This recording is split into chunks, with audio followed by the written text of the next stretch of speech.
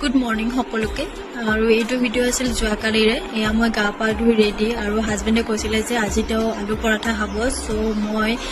আলু পৰাঠা এতিয়া বনাম আৰু এইফালে চাওক বতৰটো খেমেকি আছে এবাৰ বৰষুণ দিছে আৰু কমিছে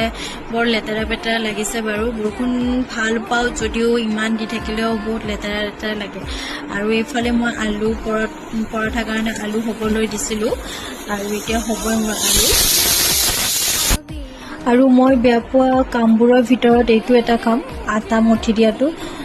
সবতকৈ বেয়া পাওঁ বাট উপায় নাই যেহেতু ডিমাণ্ড আছে সো বনাই খুৱাবই লাগিব আৰু এয়া মোৰ আটা আৰু আলু ৰেডি হৈ গ'ল এতিয়া মই ধুনীয়াকৈ বনাব ট্ৰাই কৰিম নাজানো কেনেকুৱা হয় আৰু এয়া ফাইনেলি হৈ গ'ল তো আলু পৰঠাৰ লগত লৈছোঁ মিঠা দৈ আৰু অমলেট এটা আৰু জ্বলা আচাৰ খাই বাৰু খুব ভালেই লাগিছিলে ধুনীয়া আছিল খাবলৈ হাজবেণ্ডেও ভাল পালে আৰু ঘৰতো খাই খুব ভাল পালে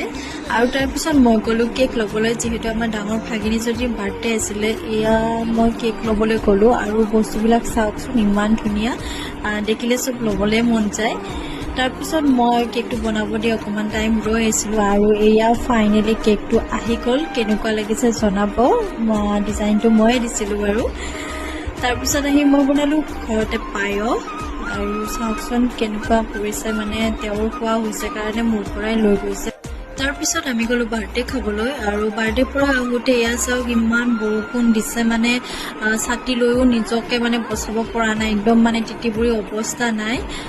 আৰু আজিলৈ ইমানেই গাইজ বাই বাই